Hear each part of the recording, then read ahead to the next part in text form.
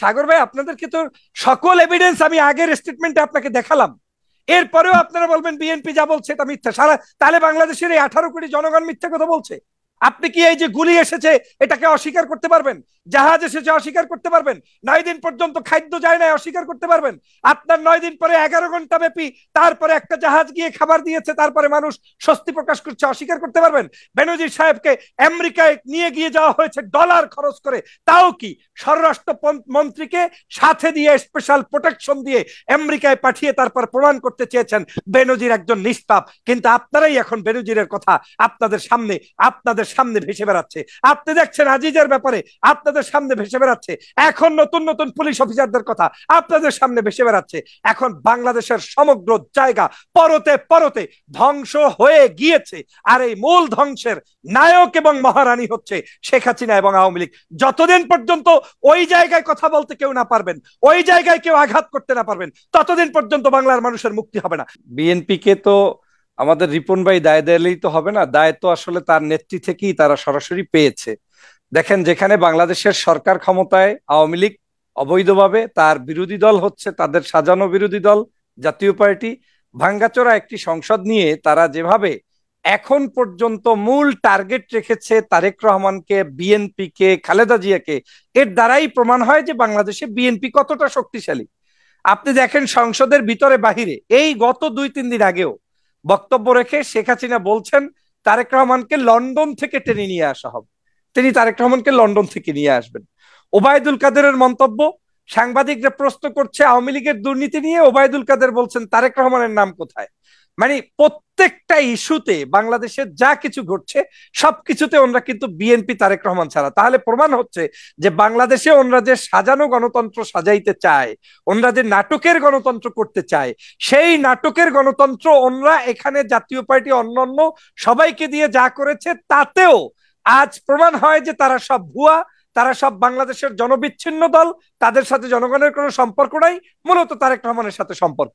যেটা রবি ভাই বলার চেষ্টা করেছেন, আমিও আপনাকে বলতে চাই, বাংলাদেশের জনগণের শাসন নিয়ন্ত্রণ কে করছে এটার প্রমাণ তো হবে আপনার নেতৃত্ব থেকে। দুটো কারণে আমি মনে করি যে তারেক রহমান শক্তিশালী, বিএনপি শক্তিশালী। এর অন্যতম কারণ হচ্ছে সরকারের সাথে বিএনপি তাদের সাথে একসাথে সংসদে নেই, তারপরেও সকাল সন্ধ্যা তারা তারেক রহমান, খালেদা জিয়া, বিএনপি কে নিয়ে বিষোদ্গার করে। এটাই প্রমাণ করে যে মূলত বাংলাদেশের বিরোধী দল বা মূলত বাংলাদেশের শক্তিশালী দল বিএনপি।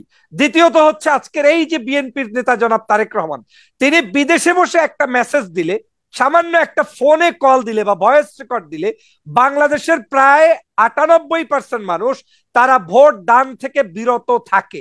এটা গত নির্বাচনে প্রমাণ হয়েছে, উপজেলা নির্বাচনগুলোতে প্রমাণ হচ্ছে, এবং আওয়ামী লীগের সমস্ত প্রশাসনিক কর্মকর্তা, তাদের দলের লোকেরা, স্বতন্ত্র প্রার্থীরা, জাতীয় পার্টি সহ সবাই মিলেও 2% 5% মানুষকে সংযুক্ত করতে পারে না, আনতে পারে না।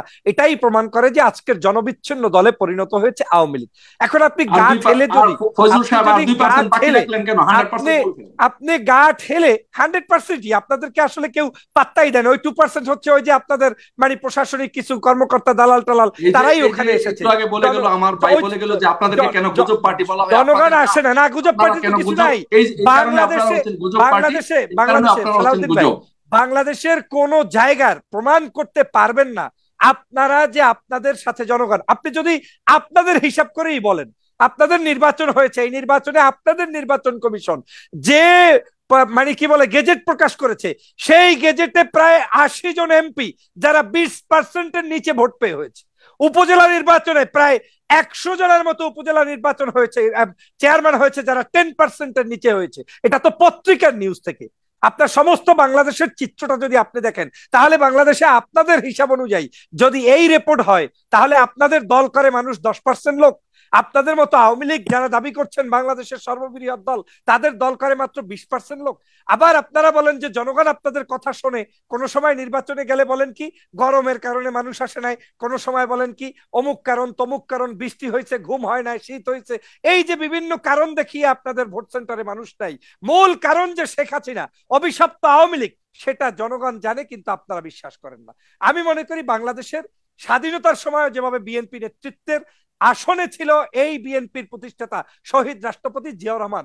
আর সে কারণেই বাংলাদেশের সকল দুর্যোগে আমরা কথা বলি। এই যে আপনার সাগর ভাই আজকের বাংলাদেশের সাথে মিয়ানমারের এই যে সমস্যাগুলো হচ্ছে, এই মিয়ানমার সমস্যা নিয়ে আমরা কেন কথা বলছি? কথা বলছি এজন্যই যে এদেশের সরকার বিরোধী দল যারা আছে এরা সব একাট্টা, সব দালাল, সবগুলো বাংলাদেশের জমিন বিক্রি করবে, টাকা দিয়ে সব শেষ করবে, এদেশের সার্বভৌমত্ব ধ্বংস করবে, এরপরে বলবে দেখি শালায় কি করে। এই দেখি শালাদের কারণে দেশটা ধ্বংস হবে সেটা তো বিএনপি চেয়ে চেয়ে দেখতে দিতে চায় না। সে কারণেই বিএনপি সংবাদ সম্মেলন করে, সে কারণেই বিএনপি জনগণকে জাগ্রত করে, সে কারণেই বিএনপি, কারণ বিএনপি বাংলাদেশের দল, বাংলাদেশের মানুষের দল, মানুষের সার্বভৌমত্ব রক্ষার জন্য, দেশের সার্বভৌমত্ব রক্ষার জন্য বিএনপি কথা বলবে এবং সেটা আমৃত্যু লড়িয়ে যাবে। কিন্তু আপনি দেখেন এখন বিএনপি মানে মায়ানমার নিয়ে যে কথাগুলো স্টেটমেন্টগুলো দিচ্ছে এগুলি শুধুমাত্র রাজনৈতিক বক্তব্য ছাড়া আর কিছুই না। সেটা কোনো আসলে ফ্যাক্টস বলতে, যেটাকে গ্রাউন্ড রিয়ালিটি বলতে তেমন কোনো কিছু নেই, রাজনৈতিক উদ্দেশ্যমূলক ছাড়া। সেটাই সাগর ভাই, আপনাদেরকে তো সকল এভিডেন্স আমি আগের স্টেটমেন্টে আপনাকে দেখালাম, এরপরেও আপনারা বলবেন বিএনপি যা বলছে এটা মিথ্যা। তাহলে বাংলাদেশের এই 18 কোটি জনগণ মিথ্যা কথা বলছে? আপনি কি এই যে গুলি এসেছে এটাকে অস্বীকার করতে পারবেন? জাহাজ এসেছে অস্বীকার করতে পারবেন? 9 দিন পর্যন্ত খাদ্য যায় না অস্বীকার করতে পারবেন? আপনার 9 দিন পরে 11 ঘন্টা ব্যাপী তারপরে একটা জাহাজ গিয়ে খাবার দিয়েছে, তারপরে মানুষ স্বস্তি প্রকাশ করছে, অস্বীকার করতে পারবেন? জানুয়ারি থেকে সেখানে লোক সংকট, মানুষদেরকে আপনার সংযুক্ত কি বলে সংকোচ নীতি গ্রহণ করা হয়েছে, অস্বীকার করতে পারবেন? আজকের এই দ্বীপ নিয়ে শেখ হাসিনার বক্তব্য দিয়েছে, সেই বক্তব্য অস্বীকার করতে পারবেন? তিনি বারবার বলেছে এই দ্বীপটি বিক্রি করতে পারলে আমি বারবার ক্ষমতায় আসতে পারতাম, এটা বিএনপি বিক্রি করতে চায়। তাহলে আওয়ামী লীগের আমলে কেন আজকের এই অনিরাপদ বস্তুতে পরিণত হয়েছে আমার এই ল্যান্ডটি? আপনাদেরকে শত উদাহরণ দিলেও, চক্ষু খুলে উদাহরণ দিলেও তারপরে আপনারা বিশ্বাস করতে চান না। এখন তর্ক করলে তো আপনি সারাদিন করতে পারবেন। বিএনপি যখনই কোনো কথা বলে তখনই বিএনপি কে বলা হয় যে না, এটা কোনো সত্যতা নেই। আর এখন যে কি সত্যতা আছে বাংলাদেশের জনগণ দেখতে চায়। আমি তো এই কারণে সব সময় বলি, আমি কোনো অবস্থায় এই বেনজির টেনজির খুট পতঙ্গ মানে ড্রেন থেকে উঠে আসা নালা নর্দমার নেতাকর্মী নিয়ে কথা বলতে চাই না। আজকে আমার এই রিপন ভাই কিংবা ওই সালাউদ্দিন সাহেবদের মতো মানুষ নিয়ে কথা বলার দরকার আমাদের নাই। আমাদের দরকার শেখ হাসিনাকে নিয়ে কথা বলা। বাংলাদেশের সমস্ত সার্বভৌমত্ব ধ্বংস করেছে আওয়ামী লীগ, ধ্বংস করেছে শেখ হাসিনা। আর এই যে আশেপাশের লোকগুলা এরা হচ্ছে দালাল, এরা হচ্ছে একাট্টা করেছে, শুধুমাত্র শেখ হাসিনার কাজকে সহযোগিতা করেছে। এতদিন যা বলেছি তাই সত্যতে রূপান্তরিত হচ্ছে। আপনারা একদিন এইরকমই এক সময় বলেছিলেন বেনজির সাহেবের ডক্টরেট সত্য, বেনজির সাহেবের শিক্ষা দীক্ষা, বেনজির সাহেব শুদ্ধাচার পেয়েছে, বেনজির সাহেবকে আমেরিকায় নিয়ে গিয়ে যাওয়া হয়েছে ডলার খরচ করে, তাও কি স্বরাষ্ট্র মন্ত্রীকে সাথে দিয়ে স্পেশাল প্রোটেকশন দিয়ে আমেরিকায় পাঠিয়ে তারপর প্রমাণ করতে চেয়েছেন বেনজির একজন নিষ্পাপ। কিন্তু আপনারাই এখন বেনজিরের কথা আপনাদের সামনে ভেসে বেড়াচ্ছে। আপনি দেখছেন আজিজের ব্যাপারে আপনাদের সামনে ভেসে বেড়াচ্ছে, এখন নতুন নতুন পুলিশ অফিসারদের কথা আপনাদের সামনে ভেসে বেড়াচ্ছে। এখন বাংলাদেশের সমগ্র জায়গা পরতে পরতে ধ্বংস হয়ে গিয়েছে। আর এই মূল ধ্বংসের নায়ক এবং মহারানী হচ্ছে শেখ হাসিনা এবং আওয়ামী লীগ। যতদিন পর্যন্ত ওই জায়গায় কথা বলতে কেউ না পারবেন, ওই জায়গায় কেউ আঘাত করতে না পারবেন, ততদিন পর্যন্ত বাংলার মানুষের মুক্তি হবে না। এই যে আপনি দেখেন, আপনি কথা বলছেন বেনজিরের কথা, কিন্তু আপনি তো চোর সজীবদের জয়ের কথা তুলছেন না। কারণ সজীবদের জয়কে ব্যাকডোরে রেখে ভুলিয়ে দেওয়া হচ্ছে তার দুর্নীতি, তার চুরি ডাকাতি ভুলিয়ে দেওয়া হচ্ছে। আজকের বলির শিকার হচ্ছে কারা?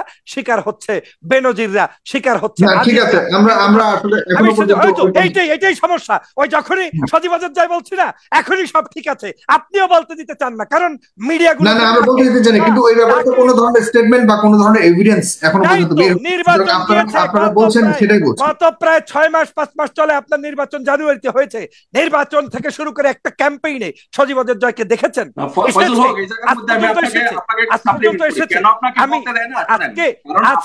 আজকে এই কারণে সমগ্র বাংলাদেশের মানুষ বিশ্বাস করে, আমি বিশ্বাস করি যে এই দেশের পরিবর্তন করতে হলে, এদেশের মানুষের মুক্তি করতে হলে, এদেশের জনগণের স্বাধীনতা সার্বভৌমত্ব রক্ষা করতে হলে এই সকল নালা নর্দমার নেতাকর্মীদেরকে নিয়ে আলোচনার সমালোচনা করে আপনার কোনো ফায়দা হবে না। একমাত্র শেখ হাসিনা আওয়ামী লীগের পতন নিশ্চিত করে সার্বভৌমত্ব রক্ষা করতে হবে, ভোটাধিকার ভোটাধিকার রক্ষা করতে হবে, গণ অধিকার প্রতিষ্ঠা করতে হবে, বাংলার জনগণের স্বাধীনতা ফিরিয়ে দিতে হবে।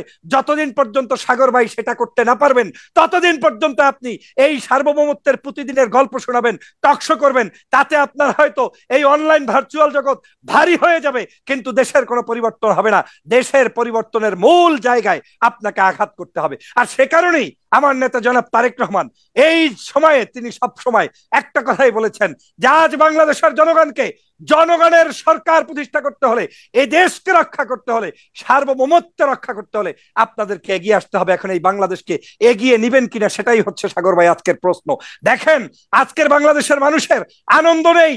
ঈদের সময় যে আনন্দ থাকার কথা, সেই আনন্দ ফুর্তিগুলো পর্যন্ত হারিয়ে যাচ্ছে, ব্যাংক লুটপাট হয়ে যাচ্ছে।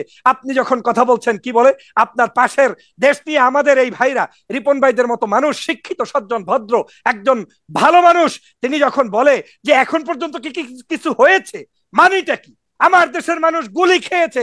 কয়েকদিন আগে মাছের ট্রলারে আপনি দেখেন গুলি খেয়ে সেখান থেকে ফেরত এসেছে সেই ব্যক্তি, মানে মেডিকেল থেকে স্টেটমেন্ট দিচ্ছে, ভিডিওগুলো দেখলে আপনি দেখবেন। 4টা ট্রলার মাত্র কয়েকদিন আগে, 7 দিন আগে, সেই আপনার কি বলে আমাদের এই কক্সবাজার জোন থেকে যখন সেন্ট মার্টিনের উদ্দেশ্যে যাচ্ছিল, তখন ভয়াবহ রূপ বাংলাদেশের জনগণ দেখেছে। জাহাজগুলো ছাড়তে দেওয়া হয়নি। তাহলে আপনি সেখানে খাদ্য না পাঠিয়ে, তাদের ওখানে অবস্থা না দিয়ে, এবং আপনি বলছেন সুরক্ষিত নয় সেখানে। সেখানে এখন পর্যন্ত আমাদের কোনো নেই। এখন যদি আপনি আমাদের এই উইংস গুলোকে ব্যবহার না করেন এবং তাদেরকেও যদি আপনার রাজনৈতিকভাবে বক্তব্য দিতে বলেন, যেটা রিপন ভাই বলার চেষ্টা করেছিল যে তারা স্টেটমেন্ট দিয়েছে, তারা এগুলোকে গুজব হিসাবে উড়িয়ে দিতে বলেছে, আমার ভাই মরে যাচ্ছে, গুলি করছে। এখন সাগর ভাই একটা কথা বলে শেষ করছি, গুলি করার পরেও এই গুলিগুলো শেখ হাসিনার কাছে মূল্য নাই কেন জানেন?